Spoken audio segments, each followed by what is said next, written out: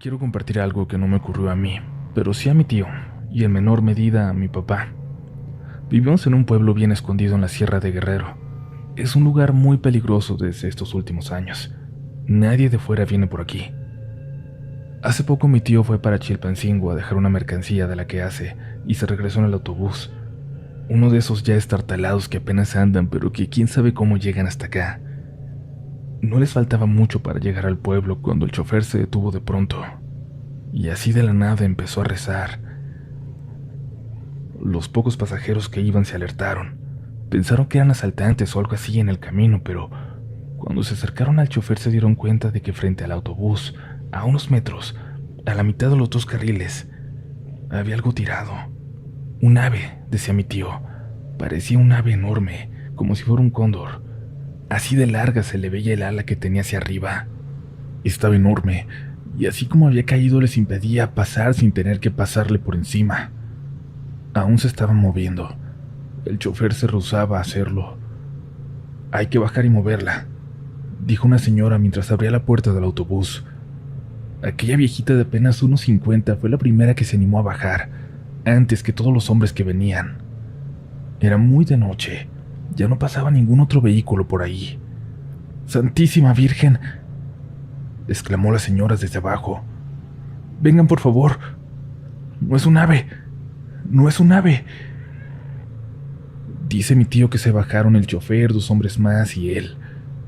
Cuando se acercaron pudieron ver que lo que estaba ahí tirado era una mujer, pero tenía la cara negra, como si se lo hubiera pintado.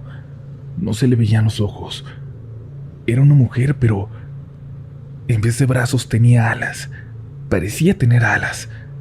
Nadie se atrevió a tocarla. Todos se asustaron y nadie se quiso mover.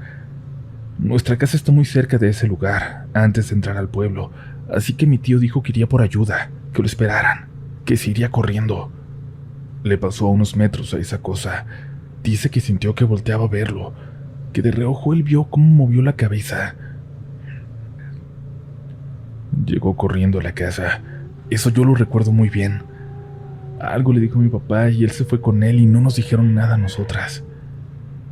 Cuando ya se iban acercando a donde se había quedado el autobús, vieron que venía a toda velocidad un camión de carga. Les dio un mal presentimiento y se escondieron entre los matorrales al lado del camino. Lo que pasó era un camión de soldados, pero dice mi tío que arriba llevaban a todos los pasajeros que venían con él. Por entre la hierba caminaron hasta acercarse. Mi papá quería ver con sus propios ojos lo que le contaron. Había varios vehículos del ejército con las luces altas hacia ambos lados de la carretera. No se alcanzaba a ver nada. Mi papá se subió más al monte para intentar ver de lado. Dice que sí vio algo tirado. Algo que de repente movía unas alas enormes. Le dio mucho miedo y regresó con mi tío. Empezaron a correr hacia la casa por el cerro y de pronto escuchaban a lo lejos voces de niños, como si corrieran en paralelo a ellos también hacia el pueblo. Se quedaron quietos. Escucharon por un momento. Alcanzaron a escuchar que hablaban. Se reían. Se estaban burlando. Dicen que alcanzaron a reconocer una frase: «Pinche bruja». Y cuando llegaron a la casa, mi mamá asustada les dijo lo que acababa de pasar. Y es que fueron unos soldados a buscar a mi tío. Nosotras no sabíamos nada aún, pero no confiamos en los soldados. Así que les dijimos que no había llegado por ahí, que teníamos días sin ver a mi tío. Por varios días lo anduvieron buscando y él se escondió con nosotros. De aquella cosa en la carretera no se supo nada más. Ni quién se la llevó, ni dónde terminó. Tampoco se supo de algún accidente o de alguna persona atropellada. Fue como si no hubiera pasado nada. Pero mi tío y mi papá siguen contando esa historia con el miedo en sus ojos. Yo no creo en las brujas, pero no sé cómo refutar su relato, lo que vieron.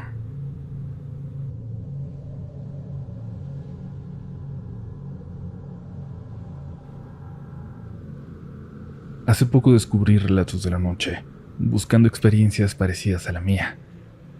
Esto me pasó en una ciudad a la que no pienso volver. Yo soy de Hermosillo, como toda mi familia. Una de mis tías, hermana de mi papá, Se quedó viuda apenas a los 30 años y a los 35 conoció a alguien y se volvió a casar. Era un señor de 50 años que la trataba muy bien a ella y sobre todo a sus 2 niños. Lamentablemente, él vivió un intento de secuestro muy violento y decidieron irse de México. No solo eso, decidieron moverse a la ciudad más pequeña y más tranquila que encontraron en un mapa, y así terminaron en Cortés, Colorado. Para ubicar a quien no conozca, al norte de Sonora están los estados de Arizona y Nuevo México, Estados Unidos, y al norte de ellos Utah y Colorado. De hecho, Cortés está muy cerca del famoso punto de las 4 esquinas, donde esos 4 estados se juntan. Ahí sucede mi historia. Es una zona tranquila, con muchas reservaciones de nativos americanos en la región. El año pasado, cuando mi tía estaba en los últimos meses de su embarazo, las cosas se complicaron un poco. Tenía que estar en el hospital y como yo estaba en un año de descanso antes de entrar a la universidad, me pidieron que fuera para allá y ayudara en la casa y a cuidar a mis primos por esas semanas. Yo nunca había ido a esa ciudad. De hecho, solo conocía Phoenix y Las Vegas. No voy mucho a Estados Unidos. Recuerdo que mi tío pasó por mí, con los niños sentaditos en el asiento trasero de la camioneta. Me recogieron donde me dejó el autobús y de ahí manejamos un buen rato para llegar a Cortés. Ya me habían dicho que era un lugar muy chico, que no habría nada que hacer, pero me sorprendió la tranquilidad, la quietud que se respiraba. Anduvimos buscando algunas cosas que necesitábamos para la comida, comprando solo cosas que yo sí sé hacer, porque no me gusta mucho cocinar. Ya casi oscureciendo llegamos a la casa y mi tío se regresó al hospital. Yo tenía tiempo sin ver a mis primos, así que aprovechamos para que me contaran todo, cómo les iba en la escuela, si ya estaban aprendiendo inglés, si extrañaban a sus amigos en México. Mientras platicábamos abrí las cortinas y las ventanas, hasta que sentí como ese frío tan intenso, de desierto, se empezaba a meter. Ese aire limpio y helado que te duele en la nariz. Miré alrededor. Me sorprendió ver la seguridad de un lugar así, sin cercas en los jardines, sin asegurar las puertas. Solo teníamos una casa enfrente de nosotros, y detrás de ella se apreciaba un campo plano y luego las montañas nevadas. Detrás de aquella casa me sorprendió ver una figura. Era como un espantapájaros, una figura parada en medio del campo, pero le habían puesto orejas altas como de una liebre. Era extraño, así como estaba. Parecería que estaba observando directamente hasta nuestra ventana. A mí siempre me han dado miedo los espantapájaros por alguna razón. Bueno, supongo que sí tienen algo de macabro. Le pregunté a los niños qué se sembraba por ahí y dijeron que nada. Les pregunté por ese campo, detrás de la casa de enfrente, y me dijeron que no se sembraba nada por ahí, que era solo un campo apenas con algunos arbustos que llegaba hasta las montañas, que alguna vez intentaron caminar por ahí con su mamá, pero les dio miedo porque vieron un coyote. Ah, pensé, seguramente por los coyotes es que dejaron aquella especie de espantapájaros. Me puse a hacer la cena y al terminar volví a asomarme por la ventana.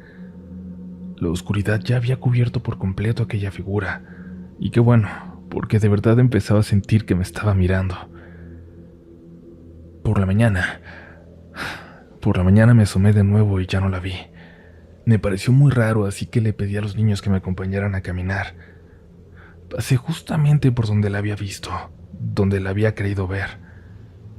Les pregunté si no había una figura por ahí, algo que parecía ser un señor con orejas de liebre. Ellos se rieron un poco y me dijeron que no. Vaya, me dije a mí misma, habrá sido el cansancio del viaje. Esa mañana manejé la camioneta de mi tía hasta la calle donde estaban las tiendas. Mi mamá me acababa de mandar por mensaje una receta que le gustaba mucho a mi tío y pensé que lo podría poner de buenas si se la hacía, ya que él casi no iba a la casa a comer. En Hermosillo no me gusta manejar, pero allá las calles eran muy tranquilas. Fuimos a buscar las cosas. El chico de la tienda era muy amable. Pensé que era mexicano porque me habló en español, pero no. Nos pusimos a platicar un poco. Su mamá era de Guatemala y su papá nativo americano. Ambos ya habían fallecido. Me preguntó cuánto tiempo estaría ahí y le dije que no sabía, que muy poco. Me invitó a salir alguna vez que tuviera tiempo, pero le tuve que decir que no. No era feo, era lindo, pero en realidad nunca iba a tener tiempo. Había ido a cuidar a mis primos y en cuanto mi tía estuviera recuperada, yo lo que iba a hacer era regresarme. Esa noche cenamos en la casa y mi tío cayó profundamente dormido en la sala. Estaba muy cansado. Los niños lo taparon y me dijeron que lo dejara ahí, que ahí se quedaba él a veces. y nos fuimos a dormir temprano para ya no hacerle ruido. Cuando entré a mi cuarto vi que la ventana estaba abierta, las cortinas también. Yo estaba segura de que las había dejado cerradas. Con ese frío jamás lo hubiera olvidado. Cuando las cerré, alcancé a ver a lo lejos algo que me detuvo. Entre las dos casas vecinas detrás de la nuestra, había una figura, la misma figura de la noche anterior. Las mismas orejas, pero llegaba casi al techo de las casas. Era enorme. Pensé que alguien me estaba jugando una broma, moviendo alguna figura macabra de un lado a otro, pero en ese momento, esa cosa dio 2 pasos hacia mí. Grité y cerré las cortinas. No me sentía tan desprotegida como la noche anterior, pues ahora estaba mi tío, así que solo me dormí en el cuarto de mis sobrinos con el pretexto de cuidarlos.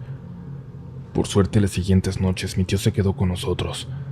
En una de ellas, durante la cena, de pronto se quedó como pensando. Se acercó a la puerta y la abrió. Le preguntó a los niños si no escuchaban nada raro.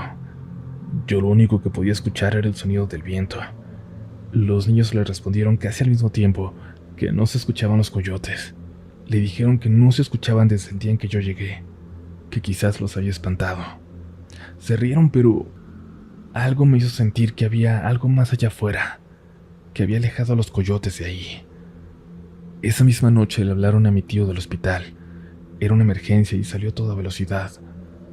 Luego los niños me dijeron algo muy extraño. Sientes, prima, sientes el miedo. No lo tenemos nosotros, solo llegó. El miedo llegó a la casa. Me preguntaban si su mamá estaba bien, si eso que sentíamos era un mal presentimiento, y yo sin saber qué hacer, qué decir, solo sintiendo, les dije que se fueran a dormir. Intenté hacerlo yo también, pero en la sala, pegada a mi teléfono por cualquier noticia.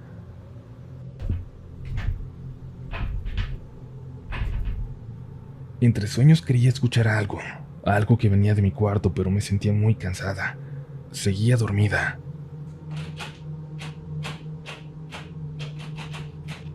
Sonó entonces la puerta. Alguien estaba intentando abrirla. Me asusté mucho, aunque recordé que justo esa noche, por impulso, había decidido poner el seguro. «Tío, ¿es usted?», pregunté, aunque era obvio que no lo era. La perilla de la puerta dejó de girar, pero era más que evidente que alguien seguía allá afuera. El perro del vecino comenzó a ladrar de repente. Salió de su casa. Creo que siempre lo tenían adentro por el clima, pues en todos esos días no lo había visto, pero en ese momento se soltó y llegó hasta mi puerta. Luego escuché al vecino gritar cosas en inglés que yo no entendía. Los niños se despertaron y salieron asustados. Los abracé. Alguien tocó a la puerta, pero normal, y siguió hablando en inglés. Los niños le gritaron que sí, y les pregunté qué estaban diciendo. Dice que había algo en la puerta, algo enorme, que era enorme, que pongamos el seguro y que no vayamos a salir, me dijeron. Escuchamos mucho movimiento de los vecinos alrededor. El perro ladraba cada vez más a lo lejos, como hacia aquel campo de enfrente. Un disparo se escuchó a la distancia. Después de un rato el escándalo cesó. Llegó alguien a la puerta y nos pidió abrir. Lo hicimos. Era el vecino, un señor de barba roja, alto, muy gordito. A pesar del frío estaba en pijama y tenía una escopeta con él. Nos dijo que por esa noche, para estar seguros, cerráramos la puerta con seguro y no le abriéramos a nadie, pero que ahora lo que andaba ahí rondando iba a pensarlo 2 veces para volver. Los niños no supieron explicarme a qué se refería. ¿Era alguien quien andaba ahí o un animal?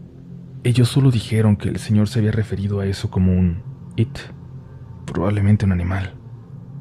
Pero los animales no intentan abrir las puertas. A la mañana siguiente llegaron mis tíos. El bebé estaría en el hospital unas semanas más, pero ya todo estaba mejor. Esa noche se escucharon los coyotes. Nunca un sonido me había provocado más tranquilidad. Días después ya estaba lista para volver. Íbamos a preparar nuestra última cena antes de que emprendiera el camino de regreso por la mañana. Fuimos a la tienda de nuevo por cosas para la cena y busqué al chico con el que había platicado, pero ya no estaba. Le pregunté a la muchacha que estaba atendiendo. Hablaba español y era también de nuestra edad. Me dijo que ya tenía días sin ir, pero que no hiciera amistad con él, que era una persona extraña, violenta, que había sido expulsado de su comunidad. Cerró diciéndome que para ella sería mejor si él ya no regresaba por la tienda. A mí me sorprendió mucho, pues él se había visto muy amable, pero agradecí no haber tenido tiempo de salir con él, en caso de que la chica tuviera razón. No valía la pena arriesgarme. Mis primos comentaron lo que había pasado en la escuela. No me han platicado bien qué les dijeron, pero le pidieron a sus papás un perro grande, que les pudiera cuidar. Ahora tienen con ellos a un pastor alemán.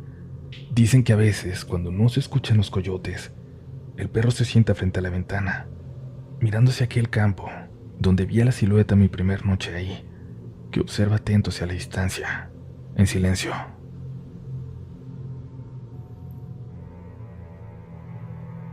Todavía quedan historias, comunidad, esperamos que estén disfrutando esta recopilación, y si es así, ¿a qué esperan? Suscríbanse a Relatos de la Noche para que siempre que subamos un episodio nuevo les llegue una notificación para que no se pierdan ni una sola historia.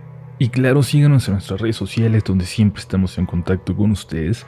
Nos pueden encontrar como RDLN Oficial. A mí me encuentran como Upolch en todas partes y les recuerdo, en Instagram subo mi trabajo de fotografía. No se asusten porque luego preguntan por qué hay estas fotos aquí, dónde están las cosas de terror. Esas están por acá, esas están en todas las redes de Relatos de la Noche. Pero en el personal pueden seguir mis stories, porque ahí siempre estoy compartiendo updates y noticias de Relatos de la Noche. Pero basta de redes, basta de distracciones.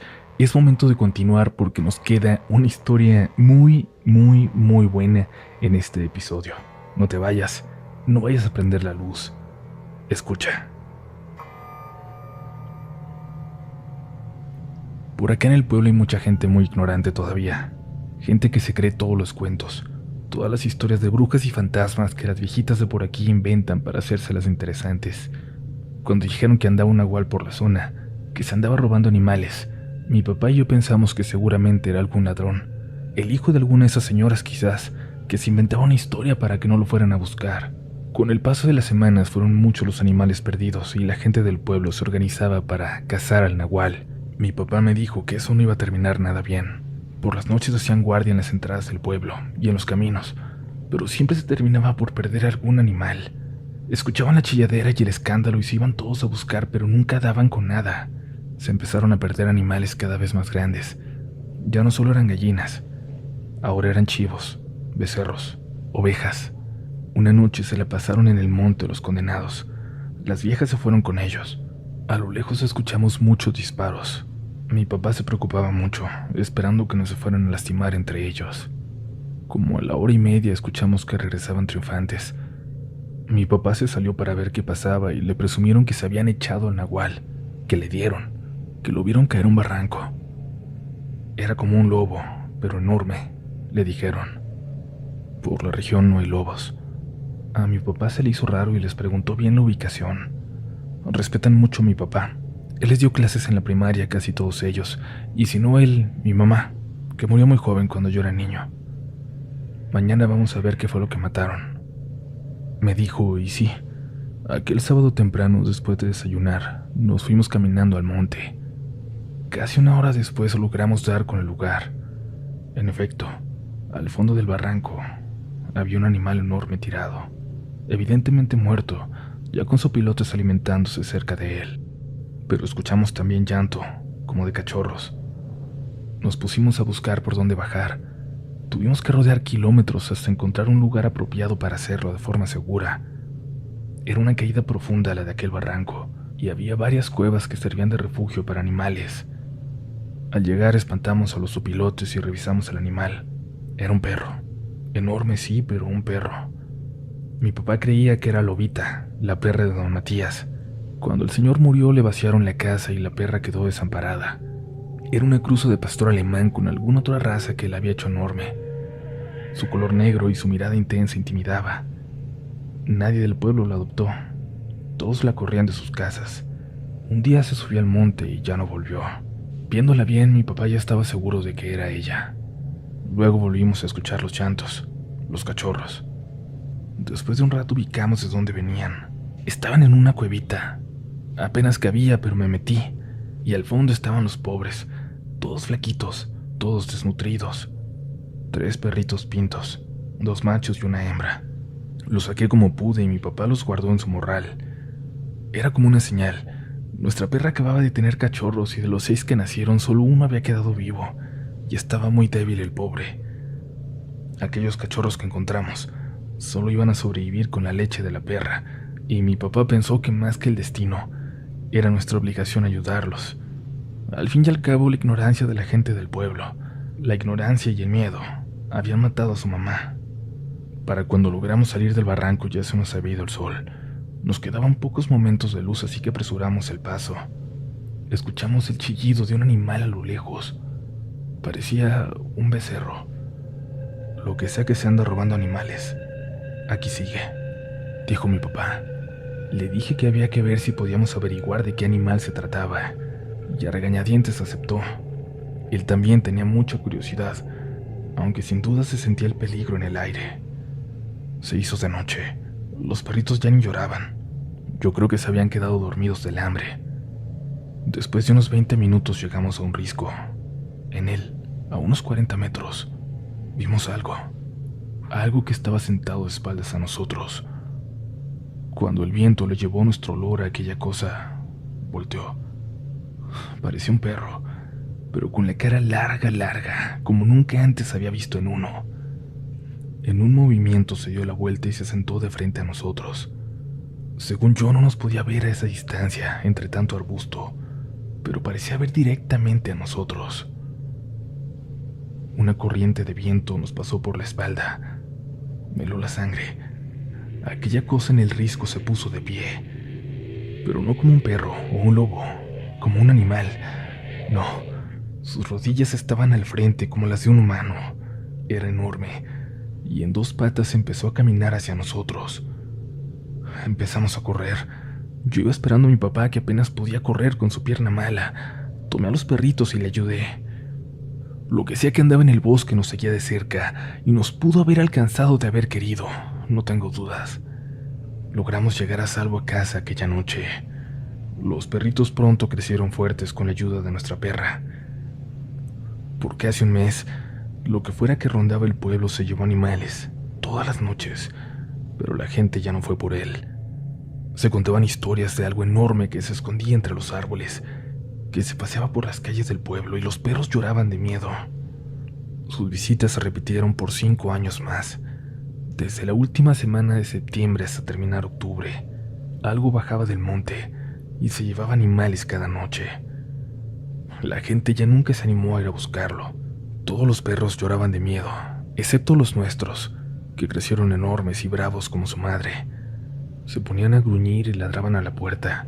Como nosotros teníamos gallinitas, los dejábamos salir.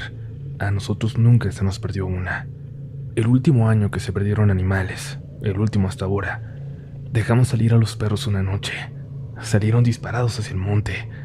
Los 3 hermanos adoptados y el otro hermanito también, que se hizo bravo como ellos a pesar de ser de la mitad de su tamaño, regresaron hasta la mañana siguiente con marcas de pelea. Toby, el más grande de ellos, tenía mucha sangre en el hocico. Al llegar se echó a descansar y no se levantó en una semana. Apenas sobrevivió. Ya han pasado años. Ya no está mi perrita, la que los alimentó. Ya no está mi papá. Estamos solos, los perros y yo y los demás animalitos. Pero ¿saben? Es muy curioso. Aunque ya no se escucha nada, aunque en octubre ya no se pierden animales, todas las noches en esta temporada, como la de hoy, los perros se quedan echados toda la noche frente a la puerta, gruñendo muy despacio. Cuando me levanto a alimentar a los animales y aún no amanece, salen y se quedan mirando hacia los árboles, hacia el cerro, como esperando el día en que algo vuelva desde ahí.